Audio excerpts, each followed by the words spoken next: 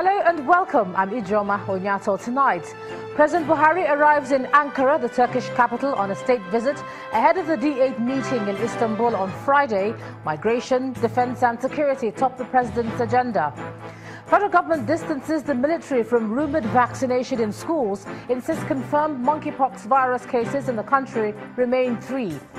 House of Representatives to probe termination of contract with Intels by federal government, demands reinstatement of agreement pending outcome of investigation. And the head of Kenya's election commission raises concerns over next week's presidential rerun, seeks meeting with President Uhuru Kenyatta and Raila Odinga. On business news tonight, World Bank denies disagreement with Nigeria's finance minister over foreign borrowing for infrastructure projects. On sports news, Rivers Angels of Port Harcourt beat Ebom Angels on penalties to win this year's ITO Cup women's title in Jos. And from Abuja, Vice President Yemi Osinbajo meets Minister of State for Petroleum Ibe Kachuku and NNPC GMD Mekanti Baru to discuss issues surrounding the oil and gas industry.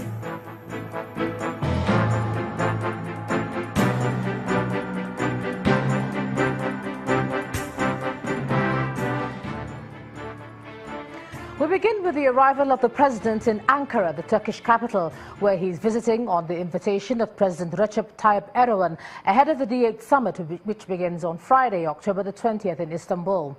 Nigeria is seeking partnership with Turkey in the areas of production of light weapons and military exercises to take security challenges in the country.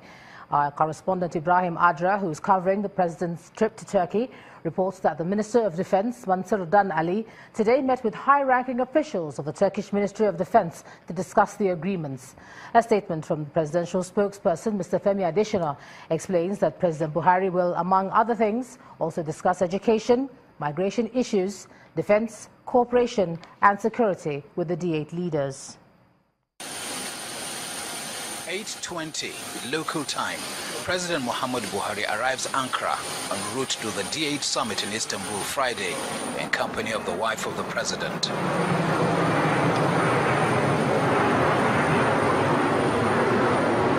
Ministers, diplomatic community and top government officials are waiting to receive him. The hosts are happy. Nigerian ambassador to Turkey captures the import of the visit. That he is coming at the time that we witness little decrease in trade relations between the two countries.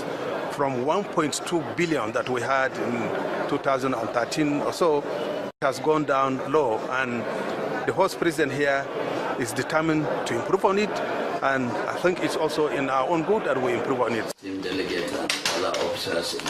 Earlier in the day, Nigeria's Minister of Defense was at the Defense Section, an office relocated from the United Arab Emirates for strategic reasons. And after establishing the office, the Defense Section Ankara made a lot of efforts to improve the military cooperation between Nigeria and Turkey. And right now, I'm happy to inform the Honorable Minister of Defense that the military training cooperation agreement has been signed between Nigeria and Turkey.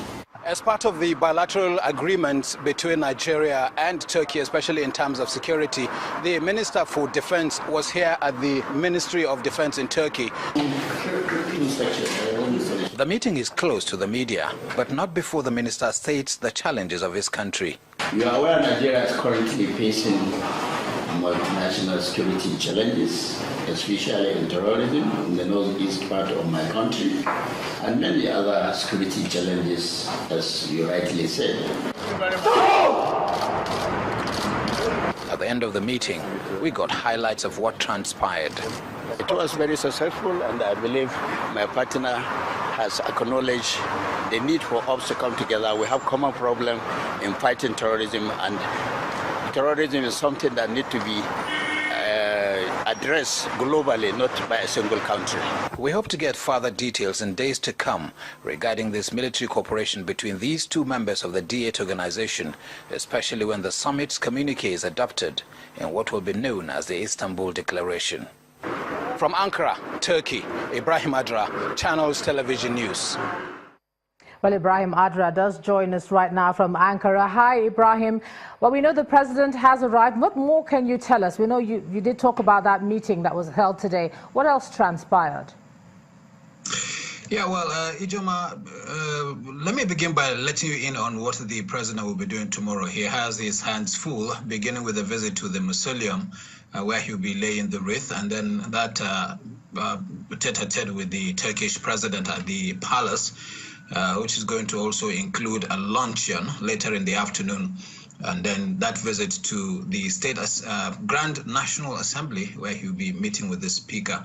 But besides that, in my interaction with the ambassador earlier on today, he said the Turkish government has been looking forward to this meeting earnestly, especially as it is some sort of return visit. Recall that the Turkish president was in Nigeria early March in 2016. So they are really looking forward to this. And yes, in education, I also got a hint that they will be discussing the fate of Nigerian students who were, refused visa to come back into the country to continue their education, because of the fallout of the botched coup here in Turkey.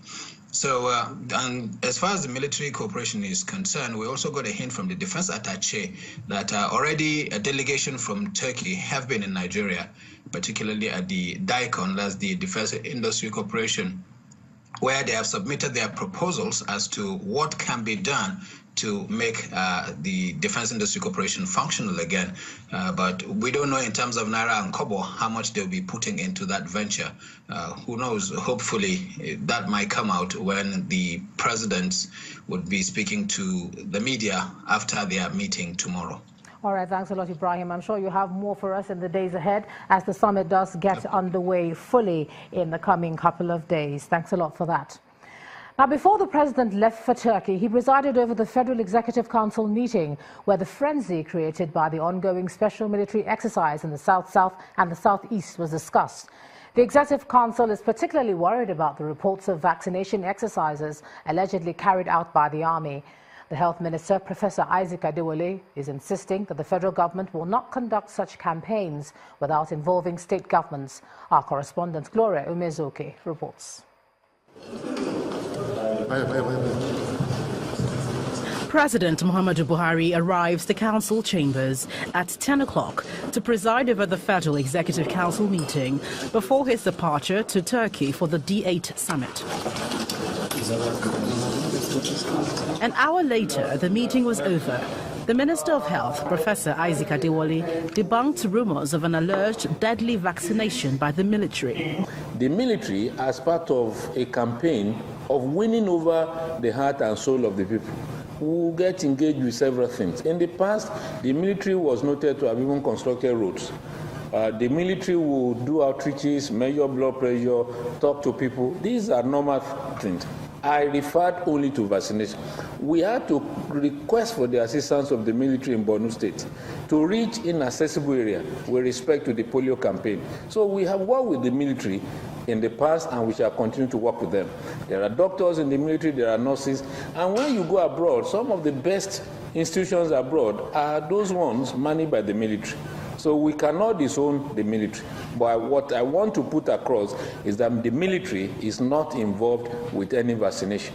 Professor Isaac Adewale briefed State House correspondents on 11 states where 74 suspected cases of the monkeypox virus have been confirmed. We have confirmed 3 in Bayelsa State, and 12 of the suspected cases from Bayelsa tested negative. 4 suspected cases from Lagos tested negative.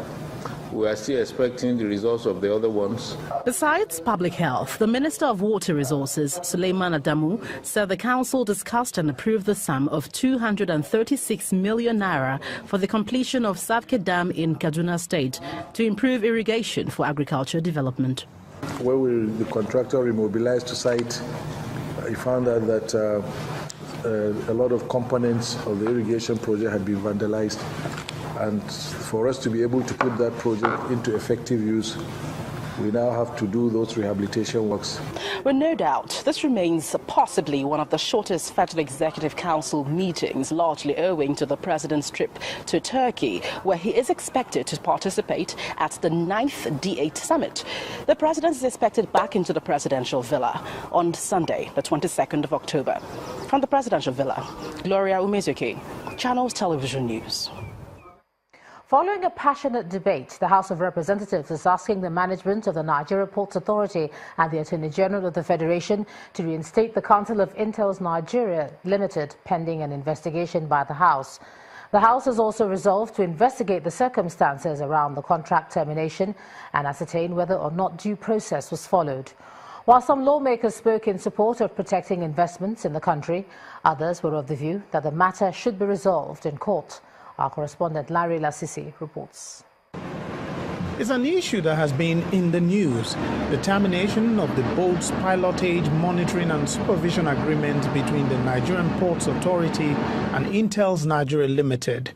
It started at the proceedings of the House of Representatives, this lawmaker brings the issue up as a matter of urgent public importance, calling for an investigation. The House observes that the basis for the termination of the boat's pilotage, monitoring and supervision agreement was on the alleged illegality of the agreement, cited the violation of some sections of the 1999 Constitution as amended, particularly on the Treasury single account policy of the federal government. It leads to a heated debate. We are losing more revenue now having Intel in charge alone, monopolizing the operation. We don't even know how much we get. We don't even know. As of today, if you ask Nigeria, what do you get for Intel services, they don't know. Because all services operation are continuous operations. They are not done on a one-day basis that you go and pay and collect this. Mr. Speaker, right, honorable colleagues, let us not deceive ourselves here. Let us not allow one company to monopolize the economy of this country. If they must cancel that concession, let them investigate. And my colleague was talking about the courts. We know the courts are there. We know the courts are there. But Mr. Speaker, you are a lawyer. We have to protect the rest. If you send this information out, they can go to court. But by the time you get judgment, the damage would have been done. The motion is finally put to a vote.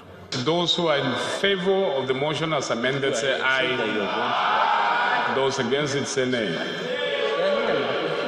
The ayes have it.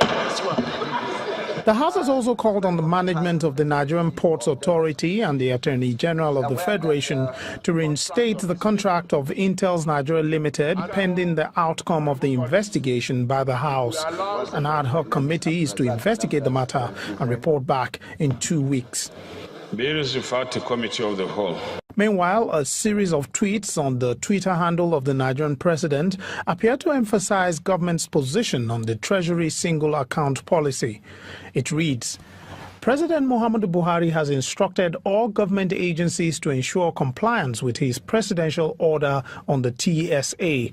The TSA presidential order in August 2015 is intended to ensure greater transparency and accountability in the management of public funds. It is expected that this policy and its implementation will form a major part of the investigation that will be carried out by the House of Representatives. The House has also resolved to set up another ad hoc committee to investigate allegations of violations of the Constitution and the Fiscal Responsibility Act by the Transmission Company of Nigeria in respect of foreign loans of $1.5 billion. The committee has 8 weeks to conclude its work. Lanre Lasese, Channels Television News. In part 2, after the break, Delta State Police Command arrests 4 suspects over the kidnap of 4 foreign missionaries in the state. That's in a moment. Do stay with us.